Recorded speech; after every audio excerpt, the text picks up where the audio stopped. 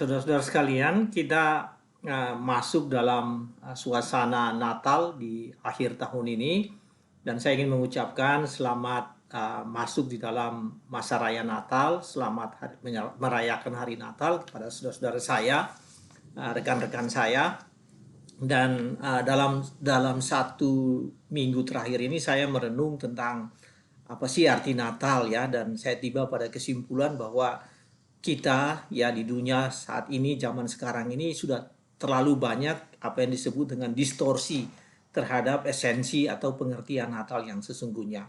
Saya catat paling tidak ada 10 hal ya, 10 poin yang merupakan ini list yang saya buat sendiri, daftar yang saya buat sendiri ya, berdasarkan atas apa yang saya amati ya, baik di tengah-tengah kita, di media, mendengar berita, dan kemudian saya simpulkan bahwa telah terjadi distorsi dari apa yang disebut dengan Natal yang mula-mula ya, distorsi terhadap esensi Natal sesungguhnya. Ada 10 hal. Yang pertama adalah pohon Natal atau pohon terang. Kita ketemukan pohon Natal dan pohon terang di mana-mana, bahkan di rumah saya juga dipasang pohon Natal ya, pohon terang, bahwa seolah-olah tanpa pohon terang maka Natal itu tidak ada, dan bahwa Natal itu memang harus ada pohon terang. Jadi kalau tidak ada pohon terang itu tidak ada Natal, atau tidak ada pohon Natal maka tidak ada Natal. Yang kedua adalah Santa Claus ya. Kita melihat bahwa di mana-mana Santa Claus, bahkan dalam ibadah pun ada orang yang memakai topi Santa Claus, seolah-olah wah ini adalah hal yang membuat sampai kita merasa kita sesungguhnya merayakan hari Natal yang sesungguhnya tadi ya. Jadi Santa Claus ya, dan kita menemukan bahwa Santa Claus itu hadir di mana-mana ya, baik di tempat-tempat yang ramai maupun di tempat-tempat yang sepi kita akan ketemukan Santa Claus. Yang ketiga, distorsi yang ketiga adalah dekorasi Natal ya. Nah, dekorasi Natal ini kita ketemukan di rumah ya, lampu yang berwarna-warni, kemudian pohon-pohon atau halaman atau tempat-tempat yang penuh ya, bahkan di kota-kota tertentu ya, seperti di Solo itu dekorasi Natal kita ketemukan di mana-mana, di mall, shopping mall, jalan-jalan kita ketemu dengan dekorasi Natal. Yang keempat adalah Christmas gift atau kado Natal ya, yang juga kita melihat kalau dulu orang sering mengirim parcel dan itu tandanya bahwa Natal telah tiba, pengiriman parcel, dan saat ini kita akan menemukan itu ya, bahwa Christmas gift itu dalam bentuk-bentuk yang lain ya, tidak seperti dulu parcel, tapi ada yang mengirim kue, ada yang mengirim macam-macam dari seseorang kepada saudaranya, ke kenalannya, ke handai tolannya. Jadi Christmas gift adalah, atau kado Natal adalah salah satunya juga ya, yang seolah-olah bahwa itu adalah hal Natal yang sesungguhnya. Kelima ya, yang juga cukup penting adalah lagu-lagu Natal. Bahkan sejak awal Desember kita udah ketemukan lagu-lagu Natal di mana-mana ya. Kita pergi ke mall-mall, di rumah-rumah kita udah membunyikan lagu Natal. Yang sebetulnya tidak semua lagu Natal itu yang kita sebut lagu Natal itu lagu pujian, lagu penyembahan. Tidak semuanya demikian. Ada banyak lagu Natal yang menjelaskan tentang, terutama lagu-lagu Natal yang datang dari negara lain ya, yang dari luar, itu sebetulnya bukan lagu pujian, tapi lagu-lagu yang menggambarkan suasana liburan, suasana Natal, suasana semacam itu. Jadi bukan lagu pujian kepada Allah dan bukan lagu-lagu yang harus dinyanyikan dalam persekutuan. Nah, itu juga terjadi distorsi. Kita udah menganggap bahwa itu lagu pujian, padahal sebetulnya bukan lagu pujian ya. Pernah di gereja saya, satu saat ada penyanyi yang menyampaikan, ada pemuji yang menyanyikan suatu lagu yang sebetulnya bukan lagu pujian di dalam ibadah, dan semua orang merasa kagum terhadap lagu itu, padahal sebetulnya bukan lagu pujian. Jadi hati-hati saudara-saudara sekalian, ada banyak lagu yang disebut lagu Natal bukan lagu pujian dan lagu penyembahan kepada Allah, dan tidak layak untuk dinyanyikan dalam satu persekutuan atau dalam satu ibadah. Nah, hal yang keenam, tadi pagi saya menonton televisi, dan ada salah satu siaran televisi yang mengatakan bahwa saat ini Hollywood sedang mengembangkan yang disebut dengan special Christmas movie ya. Jadi film-film yang memang dirilis atau ditayangkan khusus pada musim liburan Natal ini. Dan itu banyak sekali orang yang sudah ngantri untuk siap untuk menonton film-film yang hebat-hebat itu.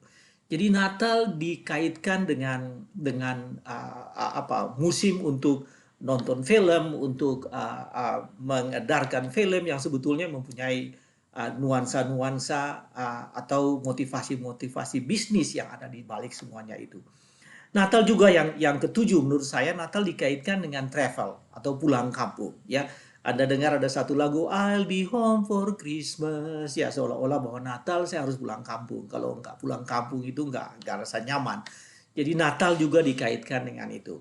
Yang kedelapan, liburan. Ada banyak orang yang mengambil kesempatan untuk libur selama Natal ini ya.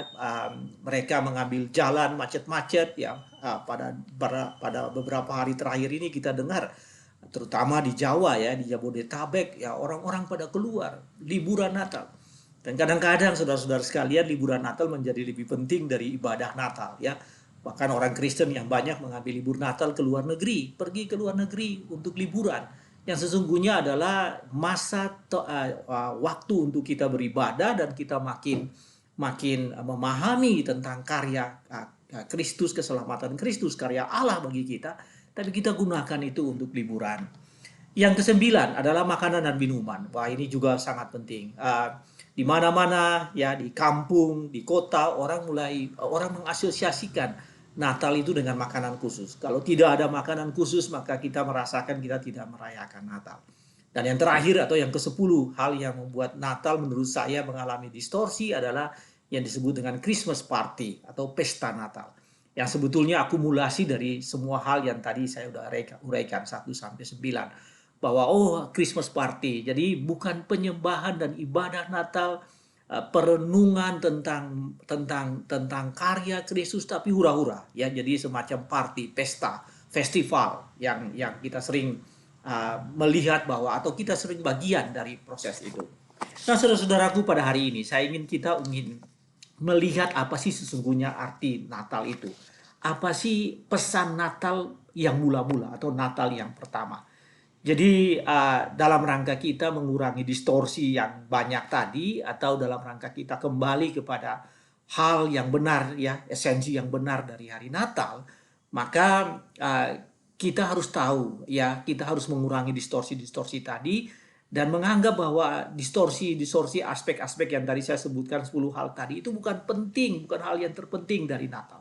Natal yang sesungguhnya atau Natal yang pertama itu adalah lebih penting dan perlu kita memahaminya. Untuk itu saudara sekalian, saya ingin kita membaca dari firman Tuhan, dari Alkitab yang terambil dari Lukas pasal 2 ayat 10 dan ayat 11 ya. Lukas pasal 2 ayat 10 dan ayat 11 adalah cerita bagaimana malaikat-malaikat datang dan menyampaikan kepada gembala-gembala tentang Natal itu, tentang Natal, tentang kelahiran Kristus di Bethlehem.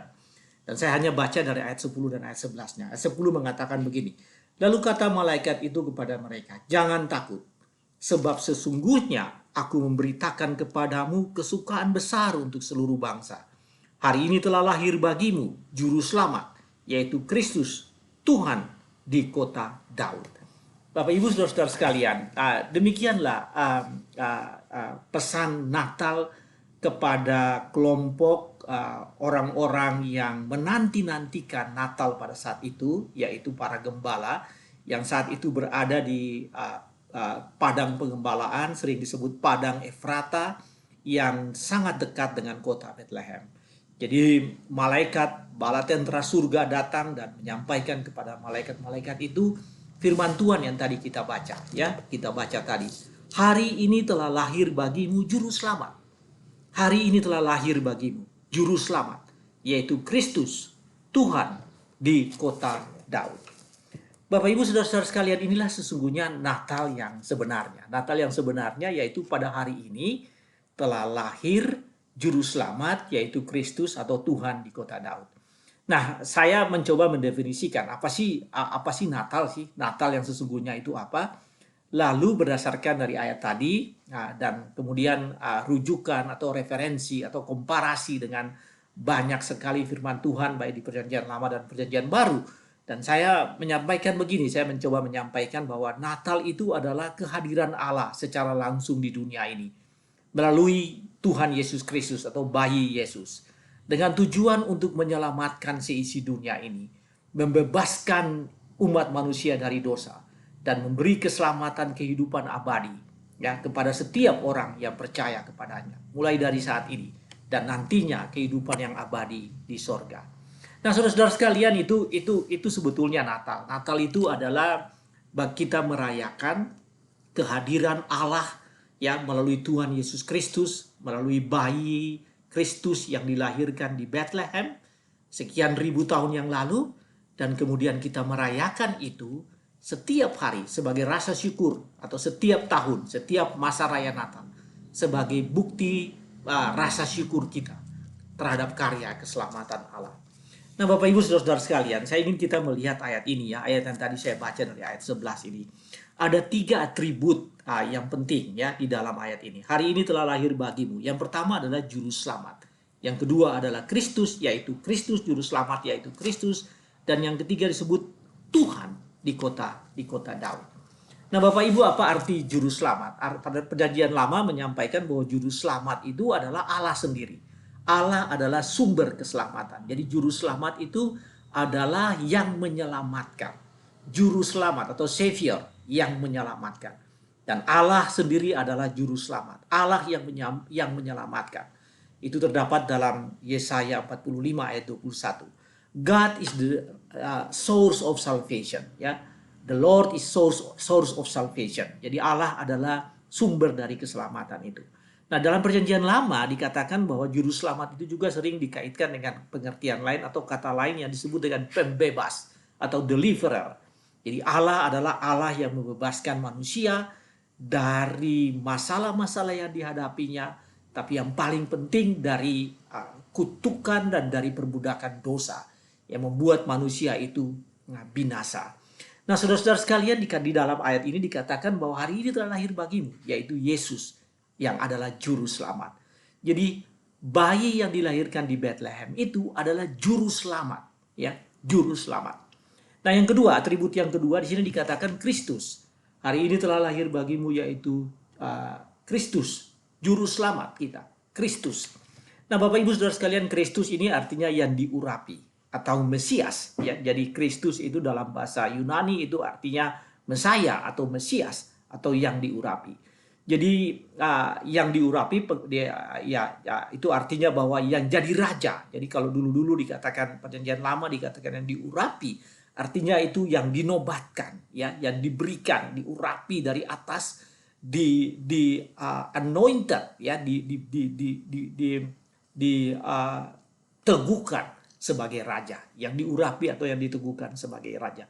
Rasul Petrus mengatakan bahwa di dalam satu percakapan ya dengan murid-muridnya, lalu kemudian Tuhan Yesus bertanya kepada murid-muridnya, menurut orang banyak siapakah aku ini? Kemudian ada banyak jawaban, dan kemudian Yesus bertanya, tapi menurut kamu sendiri aku ini adalah siapa?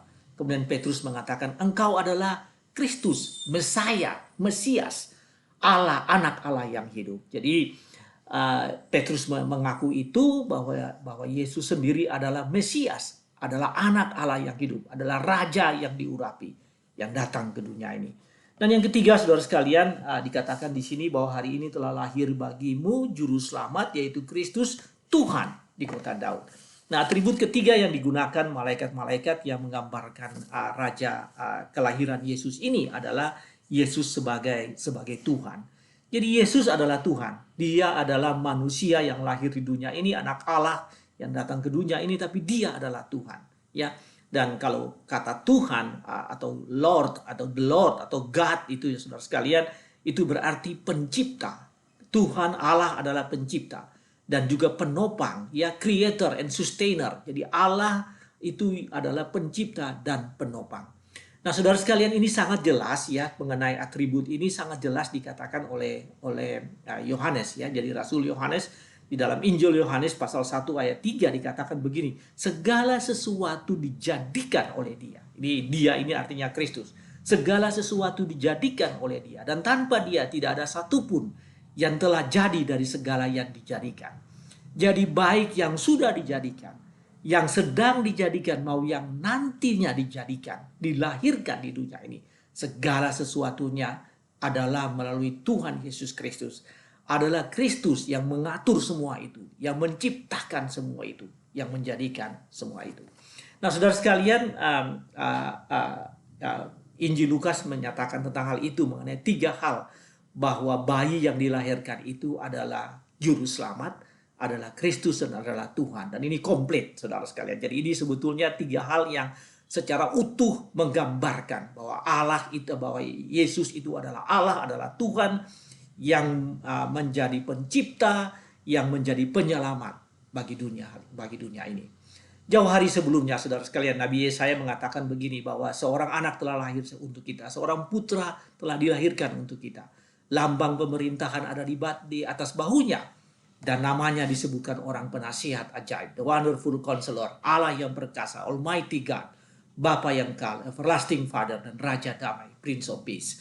Jadi atribut-atribut itu menggambarkan bahwa bayi Natal, bayi Kristus yang kita rayakan itu tidak sekedar seperti yang tadi, atribut yang banyak atau indikator-indikator yang sudah mengalami distorsi itu. Tapi yang dilahirkan, yang kita rayakan, yang kita alami itu adalah Allah yang perkasa, Bapa yang kekal, Raja damai, penyelamat, Kristus, pencipta dan penopang segala isi dunia ini. Bapak Ibu saudara-saudara sekalian, ini apa terjadi bagi kita, bagi Anda, bagi saya. Ini artinya bahwa sekalipun kita mengalami begitu banyak distorsi-distorsi di dalam masa Natal ini, ya, di dalam suasana Natal ini, hari ini firman Tuhan ingin mengatakan bagi kita bahwa setiap kita, setiap Anda, setiap orang percaya, setiap orang Kristen harus memahami betul arti Natal, dan jangan sampai kita mengutamakan hal-hal yang tadi yang saya sebutkan tadi, distorsi yang begitu banyak menggantikan esensi yang sebenarnya. Apa itu? Yaitu Natal yang pertama, Natal yang mula-mula, yaitu berita bahwa Yesus Kristus telah datang ke dunia ini, telah lahir di dunia ini, dan Dia adalah penyelamat dunia ini. Dia adalah juru selamat. Hari ini telah lahir bagimu adalah juru selamat. Jadi meskipun Anda begitu diharu-birukan oleh begitu banyak indikator-indikator, suasana, keadaan yang seolah-olah itu semua Natal, hari ini saya ingin sampaikan bahwa itu bukan Natal, ya. Itu hanya ornamen-ornamen saja, hiasan-hiasan saja, yang kadang-kadang membuat kita semakin distorsi, semakin masuk ke dalam itu, dan kita lupa bahwa ada Natal yang sesungguhnya. Dan Natal yang sesungguhnya itu adalah bahwa kita merayakan, kita menikmati, kita merayakan kehadiran Tuhan Yesus Kristus di dunia ini sebagai Savior, sebagai penyelamat. Nah, hendaklah Anda mengalami ini, dan apabila Anda saat ini sedang ada dalam arus distorsi yang besar itu, ingat tentang Natal yang pertama, Natal yang mula-mula. Pesan yang paling penting yaitu bahwa hari ini telah lahir bagimu juru selamat. Nah, saudara sekalian, hal yang kedua yaitu terdapat dalam ayat-ayat ini pula, ya. Saya ingin kita memahami ayat ini diambil dari ayat yang tadi juga, ya. Hari ini telah lahir bagimu. Hari ini telah lahir bagimu. Mungkin kita baca dari ayat yang ke-10. Ayat 10 mengatakan begini. Lalu kata malaikat itu kepada mereka, jangan takut, sebab sesungguhnya aku memberitakan kepadamu kesukaan yang besar untuk segala bangsa. Hari ini aku memberitakan kepadamu kesukaan yang besar untuk segala bangsa. Jadi dimensi Natal, saudara-saudara sekalian, dimensi Natal itu adalah dimensi universal. Hari ini telah terjadi kesukaan yang besar untuk segala bangsa, ya. Kesukaan yang besar kepada segala bangsa, a great joy for the entire people, for the whole people. Jadi itu adalah terjadi secara universal. Dimensi Natalnya itu mendunia secara global kepada universe ini, bahwa hari ini telah terjadi itu, dan great joy, kesukaan besar telah datang ke dalam seisi dunia ini. Namun demikian dikatakan begini dalam ayat 11. Hari ini telah lahir bagimu. Nah, saudara perhatikan dua hal ini. Hari ini terjadi kesukaan yang besar bagi seluruh umat manusia. Tetapi hari ini juga telah lahir bagimu. Nah, kata lahir bagimu ini, saudara sekalian, ini yang menggambarkan personal. Jadi meskipun kejadiannya, dimensinya itu universal, tetapi sasarannya atau menyasar setiap orang. Dan sasarannya itu adalah personal. Anda perhatikan ini. Di dalam sesuatu yang universal, ada sasaran yang personal. Dan sasaran personal itu dikatakan begini, telah lahir bagimu. Saudara, dalam Injil Yohanes dikatakan begini, Tuhan begitu sayang kepada kita. Dia begitu mencintai kita. Dia begitu mengasihi kita. Karena itu alasannya maka dia memberikan Yesus Kristus, juru selamat kita lahir ke dunia ini. Supaya setiap orang yang percaya kepadanya. Ini juga ada dimensi universal. Karena begitu besar kasih Allah akan dunia ini. Dimensi universal. Tetapi kemudian dikatakan setiap orang yang percaya kepadanya. Setiap orang yang percaya ini menggambarkan sasaran yang personal. Setiap orang yang percaya kepadanya diangkat menjadi anak-anak. Diberikan keselamatan abadi kepada setiap orang yang percaya kepadanya. Dan tidak mengalami binasa, tetapi mengalami kehidupan yang kekal. Bapak Ibu Saudara sekalian, orang Israel sering mengatakan begini, bahwa Allah adalah Allah Abraham, Allah Ishak, Allah Yakub, Allah nenek moyang kami. Tetapi tidak sampai di situ. Mereka katakan, dan Allah kami, Allah yang membebaskan kami. Jadi Allah Abraham, Allah Ishak, Allah Yakub, tapi Allah yang membebaskan kami. Dengan kata lain, orang Israel tidak mengatakan bahwa Allah adalah Allah generasi sebelumnya. Allah orang lain, Allah mereka. Tapi Allah adalah Allah kami sendiri. Dan saudara, ini yang disebutkan dengan dimensi tadi ya. Dimensi universal tetapi menyasar yang personal. Nah, begitupun juga bagi kita saat ini. Allah begitu mengasihi isi dunia ini. Kesukaan besar terjadi bagi isi dunia ini. Tetapi Allah yang memberitakan kabar keselamatan bagi kamu. Hari ini telah lahir bagimu. Nah, saudara sekalian, frasa hari ini telah lahir bagimu ini menunjukkan bahwa disitulah juru selamat yang personal, yang bersifat personal kepada setiap orang. Nah, Bapak Ibu Saudara sekalian, apa artinya ini? Artinya hari Natal ini harus dialami secara personal. Pestanya, kejadiannya, dimensinya bisa universal, bisa terjadi di gereja, bisa dirayakan di mana-mana. Tetapi bahwa setiap orang secara personal harus mengalami hari Natal. Kalau Anda secara personal tidak mengalami hari Natal, maka sebetulnya Anda telah mengalami distorsi dari Natal yang pertama atau Natal yang mula-mula. Nah, pesan firman Tuhan pada hari ini, saudara sekalian, Anda bisa saja mengalami masuk dalam kesibukan dan pengarustamaan Natal di zaman ini, di mana semua orang begitu sibuk dengan berbagai hal yang tadi saya identifikasikan sebagai faktor-faktor yang mendistorsi Natal yang pertama atau Natal yang mula-mula. Mungkin Anda tidak bisa lari dari sana, Anda bagian dari sana. Tetapi Anda harus ingat bahwa yang paling utama, bahwa hari ini telah lahir bagimu seorang juru selamat. Kalau Anda ingin selamat, kalau Anda ingin hidup kekal, kalau Anda ingin tidak binasa, masuk dalam kematian kekal, kematian yang selama-lamanya, kematian abadi, tidak ada cara lain. Anda harus menerima Yesus sebagai juru selamat. Saudara, Petrus mengatakan di bawah kolong langit ini tidak ada satu nama pun yang melaluinya umat manusia diselamatkan. Hanya satu-satunya nama yang melaluinya manusia diselamatkan, yaitu nama Yesus Kristus. Saudara, di hari Natal ini terima Yesus sebagai juru selamat. Hidup dalam persekutuan dengan Yesus. Mengamini bahwa Dia dan percaya bahwa Dia adalah sumber keselamatan Anda. Dia adalah sustainer of your life. Dia adalah penopang kehidupan Anda. Dengan cara itu, saudara sekalian, Anda bisa tetap hidup mengalami distorsi-distorsi yang begitu banyak. Pengarustamaan yang begitu banyak yang membuat Anda seolah-olah lari dari Kristus. Tapi sesungguhnya Anda mengerti esensi Natal yang sebenarnya. Tuhan berkati Anda semua. Selamat Hari Raya Natal. Tuhan menyertai dan Tuhan berkati Anda semua. Amin.